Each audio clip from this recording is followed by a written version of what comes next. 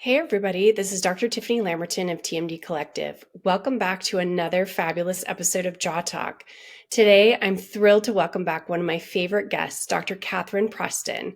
Dr. Preston is a renowned cleft and craniofacial orthodontist and the creator of BiteSize Dental Education, an innovative platform providing practical, fluff-free continuing education for dental professionals. I'm excited to share details about my upcoming event, Interdisciplinary Perspectives Uniting Women in Dentistry in Tacoma, Washington. Dr. Preston will be our keynote speaker, addressing crucial topics such as women in leadership and professional empowerment. So stay tuned for an inspiring and informative episode filled with actionable insight and powerful stories. Let's dive into the show. Hey everybody, this is Dr. Tiffany Lamberton of TMD Collective, and this is another fabulous episode of Jaw Talk. I am so excited to welcome back one of my favorite guests, Dr. Kathryn Preston. Welcome back to the show, Dr. Preston. Hi, Here we Tiffany. are with our dogs. I know. Edison's now underneath the table chewing on his little towel. So he's happily occupied, which he is not always. So I love it. Well, if you haven't gone back, listen to our first episode. Dr. Preston and I bonded over our shared little dogs. Hers is Edison, mine is Wookie. We had an episode back in February, and I just wanted to catch up with you. Dr. Preston is a cleft and craniofacial orthodontist, and the last time we talked a lot about clinical situations, but this time I wanted to kind of take our conversation in a little bit different direction. I wanted to ask you how things are going with your niche educational platform, BiteSize Dental Education. thank you so much, Tiffany. I'm so glad to be here again with you. You are one of my favorite people to talk to, 100% on and off camera. So I'm really just loving everything with BiteSize. It's so much fun. It's really given me a great excuse to meet interesting people. Really, that's how I phrase it. And that's how I think of it, like yourself, for instance. Things do not typically bring us together unless we are called to them and also then take action. So I think that it's really been a great opportunity to meet really interesting people in the profession and outside as well. So we recently released our next niche course on doing nasoalveolar molding treatment or NAM treatment for babies with clefts using clear aligners. And a really incredible cleft and craniofacial orthodontist, Dr. Ronnie Bose, was the one who put that course together. He helped pioneer that technique. So it's really cool that he's sharing that through a course. So that's something we're really excited that we just released. I'm, of course, also a cleft and craniofacial orthodontist. He is as well. So bite sizes, while we are presenting topics on cleft and craniofacial in our first two inaugural courses, we'll be doing other courses as well in other topics. So I don't know if you hear Edison scratching his collar right now. Do you hear that? I can't hear it, Oh, but okay. I mean, that's all part of the podcast. It's kind of just being a dog mama. He's just going to town on scratching his collar and it's just jingling all over the place. But anyway, we're so excited about the courses that we've released. We do plan to release some outside of cleft and craniofacial care in the not too distant future. We have some really incredible restorative dentists putting together some really neat clinical topics, again, on niche modern topics that'll be relevant, I think, to a lot of people, whether you're in pediatric dentistry, general dentistry, prosthodontics, anything that involves any form of restorative. We also will have a great course coming out by a pediatric dentist. So again, while our first two courses are in cleft and craniofacial care, our other courses going forward are going to expand beyond that. So we're really excited for that. And then, of course, we've been doing monthly, we'll probably pause for the summer, but monthly live sessions that are free to join with industry experts. Again, great opportunity for me to just talk to really interesting people. So we had an intellectual property attorney earlier this year where we talked about IP related to private practices. I talked with a concierge psychiatrist about the concierge practice model and how that might be relevant to dentistry, as well as, of course, as we know very well, healthcare provider burnout applies to so many professions. So we talked about that.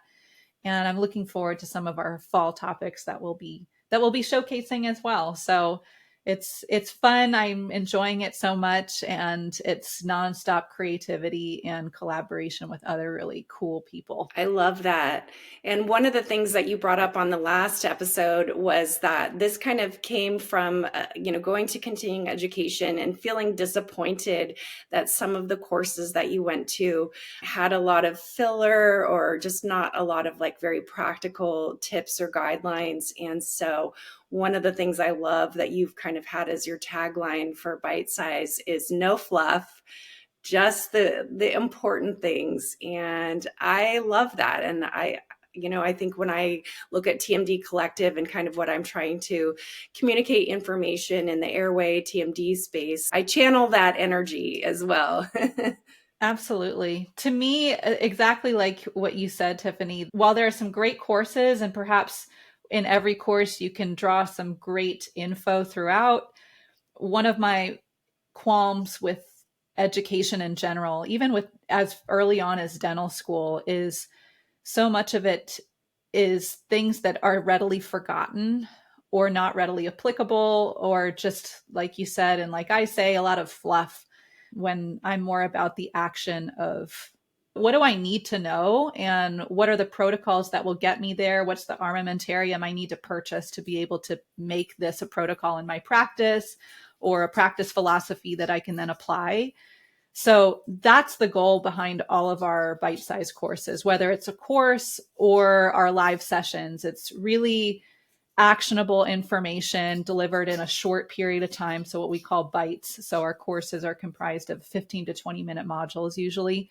So it's easy to consume and fluff-free, really. So fluff-free is what we're going for in the niche modern topics in clinical care and business that you would not necessarily be able to get otherwise, or at least I certainly struggled to. So that was the impetus for, I think, bringing a lot of this to collectively into one company. And so I've learned a lot through doing it. And again, got a really great excuse to talk to some interesting people who knew a bunch of stuff that I don't. So I think it's great. I think it's going to take us a lot of different interesting directions. And one thing that I've experienced also is seeing in some ways what resonates and what doesn't resonate. I think what's so great about building a company is if you can readily respond to what seems to resonate and what doesn't, it's really led us into different directions, things that I didn't even necessarily anticipate when I started it last year.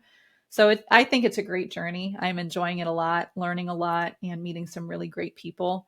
And growing the company is just, it's a path I didn't initially envision for my life, but I now cannot imagine it any other way. I love that.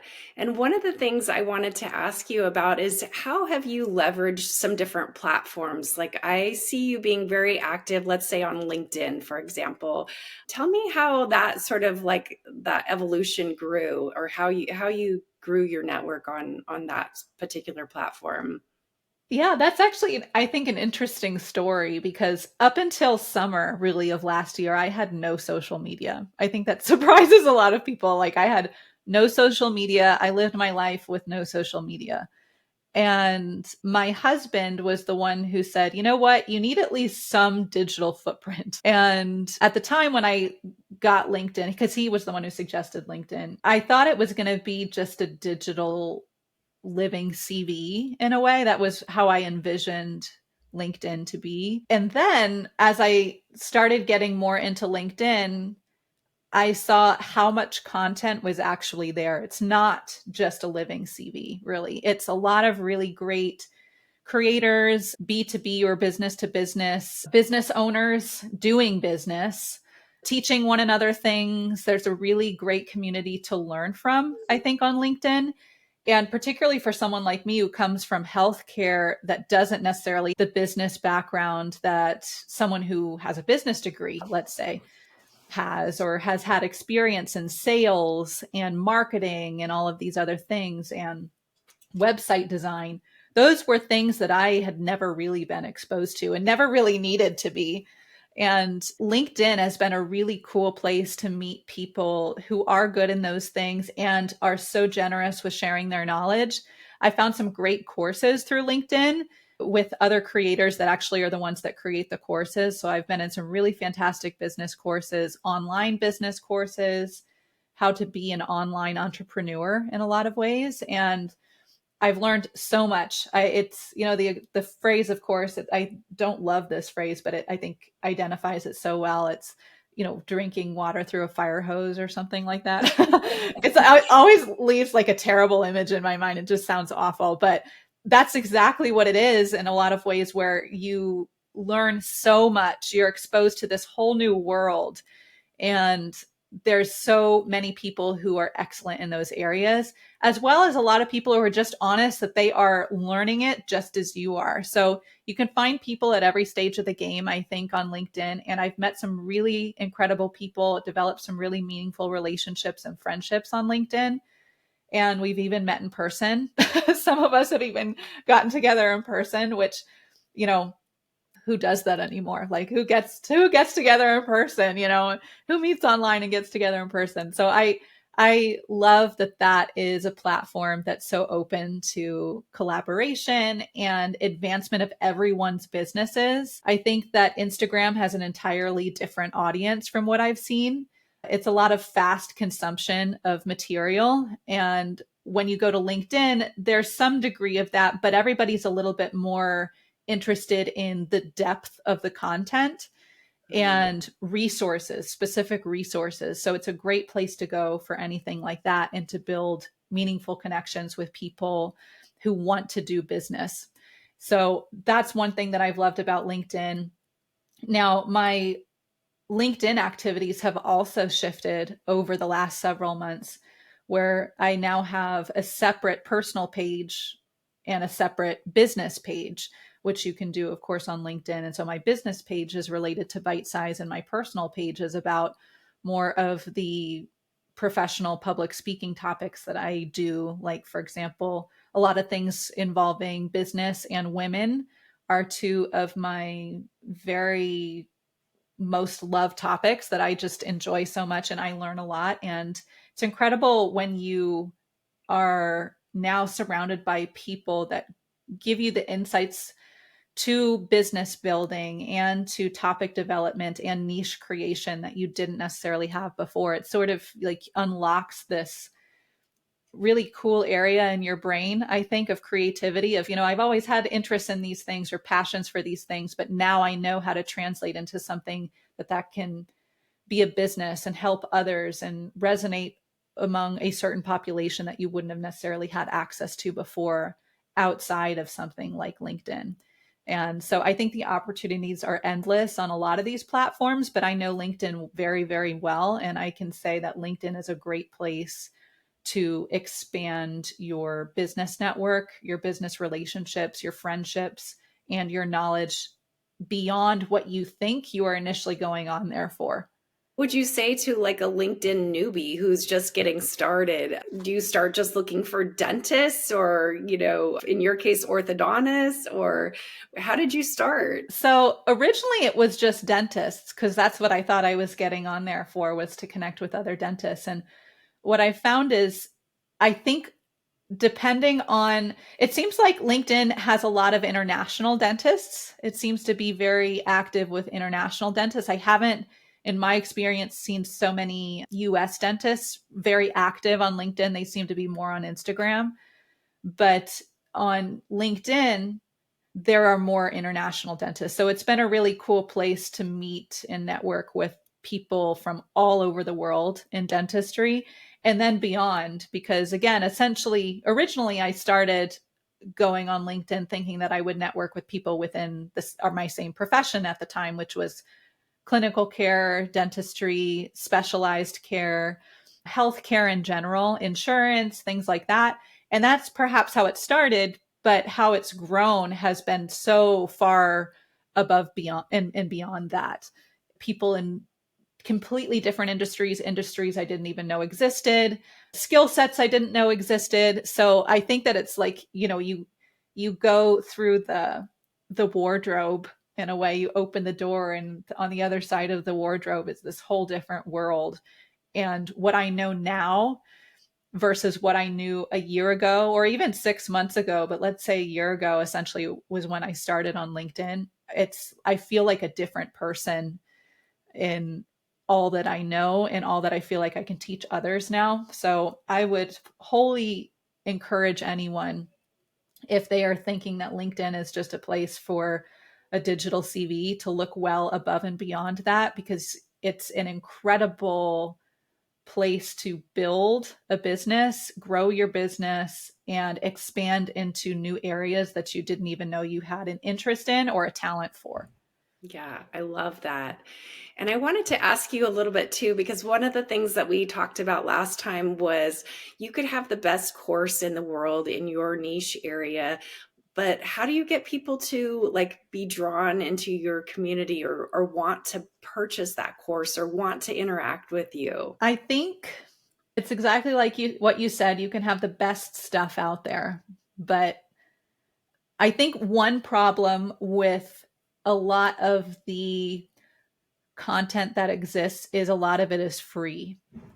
And while free is good because it does establish a risk-free ability to get to know a creator, for instance, or get to know whoever would be the one that would be recruiting that trust over time. And, trust in that, what you're talking about, trust that you're a good, decent human being, that you won't scam people, I think the free avenues are important. So I do that through like my monthly BiteSize live sessions. But I think people have grown to a point where they feel like if something's not free, it's not worthwhile. When I have not really listened to that, because I think that also the people who want everything to be free, they are not my demographic. So when I encounter someone who says, "Oh, I didn't realize I had to pay for this, I'm not interested," that's fine. But I'm not your demographic either, because I'm looking for people who recognize that investing in themselves comes with a price tag, and it should. There's nothing wrong with thinking that way, because you also don't treat patients for free. As much as we love what it is that we do, you don't treat patients for free either. One, you have overhead to pay, you have businesses to support. It's not, money is one of those things that people get really uncomfortable talking about it, but at the end of the day, that's how everyone can support their families. It also allows us to continue doing what it is that we love to do. But if someone says that they want all my courses to be free, you also have to recognize in a lot of ways, you get what you pay for. And so I think that what I have produced, I put a lot into. I stand behind all of my products. And I feel very confident in asking or saying that this is a reasonable fee for the service that I'm providing. And I know that the value is well above and beyond whatever it is that I charge. So I don't get too hung up on whether or not I'm pricing it the right way, because from what I see, if you lower it too much, then people value it less. So I feel like if you price things too low or have everything be free, it then devalues what it is that you're providing. So have things priced at different price points, free for some things, middle tier, and then maybe you have a few high ticket options or something like that for those who want to work with you more in depth. But I think ultimately it's deciding whatever it is your business model is, whatever you want it to be, and then your prime topics that you want to put together, and then continue to market those in a way that elevates the audience to the product that you are delivering, as opposed to lowering whatever it is that you're trying to offer. It's great, but no one's buying, let's say. Instead of lowering the quality of that product to meet the demographic that you have, just being patient and building the demographic that sees the value in what it is that you're providing, because it's not something that they can get elsewhere. Absolutely. And I connected with a female physician in kind of the creator space, and she said to me, "Tiffany, you're a Chanel bag, okay?" It's true. And I think so easily, regardless of the industry that you're in business, you think, "Oh, well, maybe I'll give this up for free." And for some things you might, But I think we've gotten to a place in this world where people just expect free and they expect quality for free. And while there are certain things that should be quality and for free or lesser priced, you shouldn't think that that's the case across the board for everything. There's a reason why things cost what they cost. And when you look at what you're paying for, if you build that trust, you know that you're also giving a high quality product. People who value what it is that they're investing in, and particularly as an investment in themselves, should also see the same. So Yes. I feel very confident in whatever it is that I charge. I feel very confident in the service that I provide. I feel that we go above and beyond in the service that we provide, as well as the material and education that it is that we offer. Even in, when I do things like review personal statements for dental students and residents, I know that the experience that I have and the background that I have, having been on admissions committees, and I've reviewed thousands of these, I feel very confident and I can help you get to a great outcome in your personal statement. Now, if I did it for free, wouldn't that be nice? I used to do it for free, but I also want to work with the students that are very serious about the outcomes of their applications. So in a lot of ways, it's a asking them to pay a certain amount for that service also indicates their level of seriousness to me and who it is that I can work with, because I don't necessarily want to work with someone who I'm going to have to write the whole thing, because that's just not going to happen. So it's, in a lot of ways, it also sets up a bar for your clients in some ways to come in, or your students to come in and say, you know what, I commit to this process. I commit to myself. I commit to the outcome. And in doing so, I'm also valuing your time and expertise. I think we all need to get a little bit more comfortable in talking about money, being okay that things are not free all the time or discounted all the time. And that's all right. Yes. Well, I want to talk a little bit about women being elevated to the stage as speakers, because that's another thing that I've noticed in the dental industry, with going to continuing education, being a part of study clubs, is that there's sometimes an attitude that maybe women aren't worthy of the stage. And I want to completely dispel that. And I love that you are a keynote speaker. And I want to also tell our audience a little bit about what we have coming up here in September. And part of what kind of drove me to start what we're putting on here is called Interdisciplinary Perspectives Uniting Women in Dentistry. And so we're going to be putting on a niche event here in my area in Tacoma, Washington, September 6 and 7. We would love to have all of the women in dentistry, whether you're a general dentist, pediatric, oral medicine, orthodontist. We want to welcome all of you, because our themes are going to be, yes, craniofacial growth and development, yes, some TMD, airway, some clinical topics, but we also want to bring together those topics of women in leadership, women empowerment, women taking the stage and owning it. Can you tell us a little bit, because you're going to be our keynote speaker? I'm just so thrilled that you're going to be coming to my city. I get to share all of the things that I love. And tell us a little bit about how you found your voice and the stage. First of all, I'm so excited for this meeting. I think it's going to be absolutely fantastic. I really give you so many props for putting this together. It's quite a journey in putting together something so incredible. And for the first time, I think that this is really, really going to be a fantastic event. So I think that any woman in dentistry considering CE for this year, this is the place to go. I think it's going to be a really fantastic event. So I love speaking. I mean, I remember in third grade, my teacher would put my name always in the think tank. There was a thing on our chalkboard, a little bubble. It was called the think tank, and your name would get put in the think tank if you talked in class or talked to your friends. And I was always in the think tank. So I've always been very verbal and very communicative. And I think that really set the stage for the rest of my life. So I've been speaking in a professional capacity for more than 10 years, whether that was full-time as a faculty member, part-time as a faculty member, speaking at conferences, presenting research or clinical stuff, and then everything in between. And then in the more recent part of my career, I've transitioned to true professional public speaking beyond clinical care, beyond research, beyond dentistry and healthcare.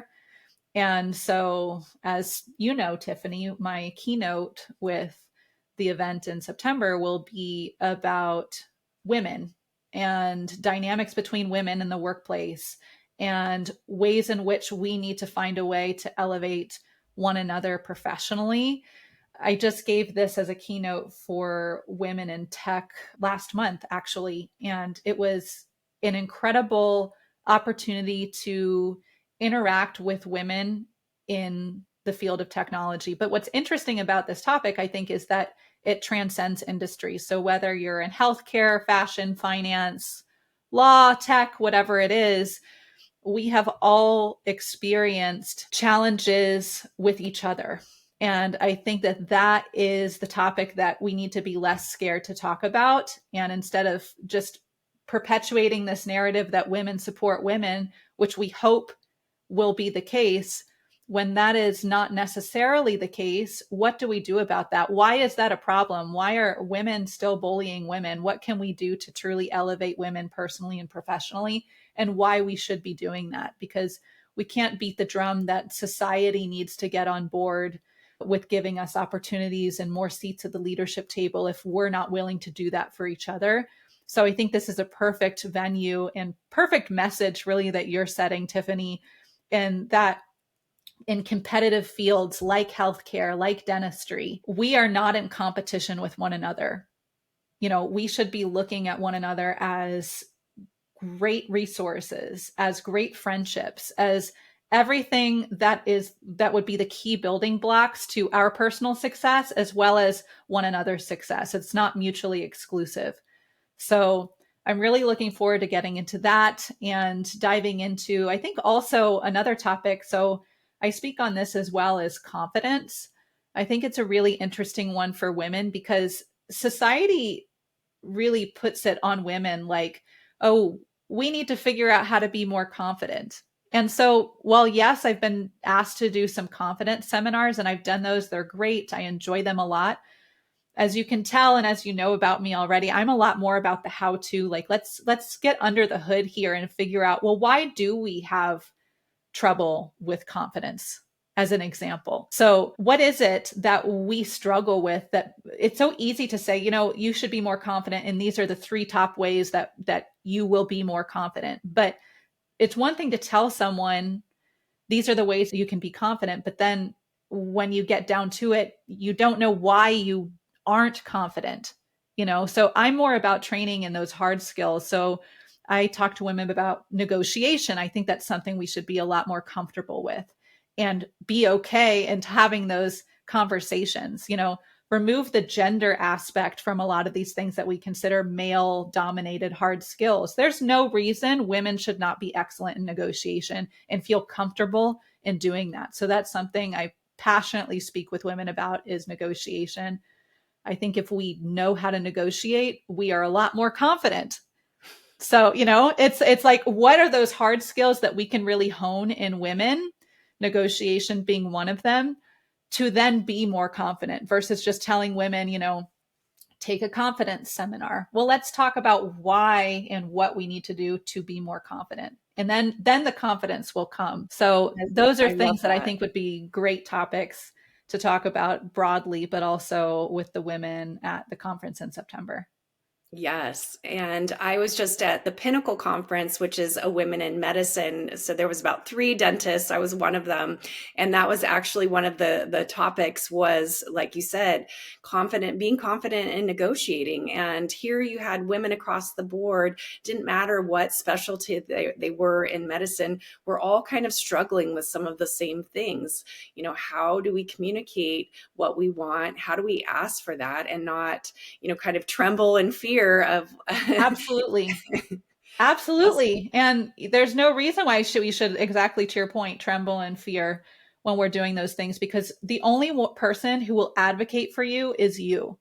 So to be comfortable in doing that that's the skill we need to develop, not just, oh, how to be confident. It's Right. so, I think one of my frustrations with the society that we have now is we have leaned so far towards everything being presented with rose-colored glasses, where we have forgotten the nuts and bolts of what gets us to that peachy time in our lives. You have to talk about the hard issues. You have to really dissect what it is that you need to learn and the strategies that you would implement. And we're talking about negotiation's a great example of that. But as opposed to simply just taking a paintbrush and painting glitter over everything, let's get into the how-to of how do we reach a confident frame of mind. Well, it's by building these hard skills that for whatever reason women are not availed to. So I think that having those conversations is important. I certainly enjoy having them, whether it's in my talks or my workshops. And my hope is that by speaking about these things and saying, you know what, I don't want to just talk about telling you how to be more confident, but let's actually grow the skills that get you to the confidence that you need, and that will actually pay off down the road. Let's have those conversations. Those are the conversations that I want to have. So I recently started you mentioned LinkedIn earlier. I recently started a newsletter on LinkedIn that goes every 2 weeks. And I talk about the hard and soft skills needed to start and grow a successful venture. And one of them is negotiation. It's not just, how to be more confident, or simply how do you envision in your mind what it is that you want to manifest in the future. While a lot of it is mindset, a lot of it is also the doing of it. So how do you do the thing that gets you the result that you're looking for? So I like to talk about doing the thing. That's where I excel. So Yeah. so yeah, if you're ever interested in subscribing to that newsletter, it's free. It's called The Curious Entrepreneur, and it can be found on my LinkedIn profile. And I'm enjoying it a lot. I learn a lot in the process. And as I mentioned before, meet really interesting people through it. But I think that those are the conversations we need to have if we want to advance women in any profession. I love that. Well, I'm planning to subscribe to it because Thank you. those Yeah. are some of the things I continually need to work on. Yeah. I find it's easier for me to elevate other people, but when I have to sit and sort of like sing my own praises, it feels really awkward and uncomfortable. And maybe it's just my generation of being like a Gen Xer, but You know what? It's not your generation, and it's not you, Tiffany. Let me tell you, it is not your fault. There's actual research out there, and this is the part that I know we could launch off and talk about for another few hours, but there is research that says women excel in negotiating on behalf of others or advocating on behalf of others, but not on behalf of themselves. So why is that? So in some instances, this is what I go into in my talks and workshops, but why is that? And how can we turn the tables and now advocate for ourselves? Because we also can't rely on other people to do it for us. That's the quickest way to not get what you deserve. So no one will fight harder for you than you will for yourself. And so I think a lot of it is just practice and recognizing what is a comfortable style for you, because one style for one person will not be the same style for someone else, nor should it. But having those conversations and recognizing again that exactly like what you're describing, there is data to support your experience, that you feel comfortable doing it on behalf of someone else. But again, I know that we don't want to monopolize the time with this one topic. We can make that a whole separate podcast episode. I know. But yeah, it's a fascinating one. Obviously, one that I speak about with great passion. I think that it's really important that we talk about those things, and I love that we're going to be looking behind the curtains on all these issues and more also at the event, and having these free discussions among one another. It's going to be a really great conference. Yes, it is. And one of the things that I'm manifesting is that final hour doing kind of like a speaker panel where there's a roving mic where all of the attendees have a chance to ask the experts, ask their questions, whether it's, how do you have your kids on social media? How did you handle this situation? I think when I was at Pinnacle, that was the time where the audience got involved, and everyone kind of has a similar playbook, I think, of like, you're in this process and like, how do you handle those things? And so when you have access to experts such as yourself, to me, that creates so much value for the opportunity and the networking there of the conference. So we're going to have that too. It's going to be great. I'm so excited for that. Well, we're going to put all of that information in the show notes. We're going to put your information about your LinkedIn, about your newsletter, any other things that you're excited about that you'd like to highlight. I just have to say, I am so thrilled that we have this opportunity to come together, and really it's your vision of putting this together, putting this event together in September, bringing women from across disciplines together and talking about real issues. Again, no fluff, that's right up my alley, getting to the issues that matter to really any provider in healthcare, but ultimately, specifically through a women's lens, which I think is going to be a really unique perspective. So I think it's going to be fantastic. I really encourage all women in dentistry to register for this. It's going to be so fun.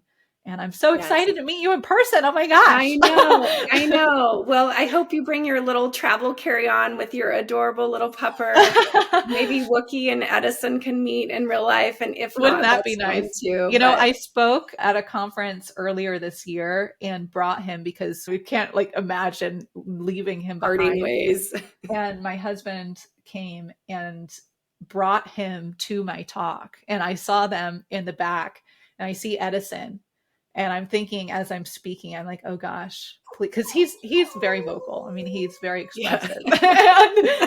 and so he was so quiet and so good. And there's the cutest little picture of him with his paws on the back of one of those. This is in an auditorium. His paws were on the back of one of those stadium seats, just looking straight ahead and at me presenting. And it's just the sweetest thing. So I have to say it was a very special event for me to talk and have my number one fans, my husband and my dog, actually at the event. And Edison did fantastically well. I loved your Instagram, behind the scenes pictures. He ran up to me afterwards. Oh my gosh, that is so adorable. I love it. It was special. It was fun. I love it. Well, thank you so much, Dr. Preston, for coming on the Jaw Talk podcast. I'm so excited to meet you in real life in September. We're going to put that link in the show notes.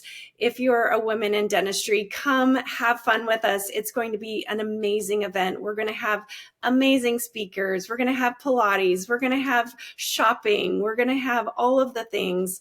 And I'm excited. The Seattle area is kind of a quick flight for a lot of people. Tacoma is just about 20 minutes south of SeaTac Airport. So come out in September, come join us, and your life will be transformed. I guarantee it.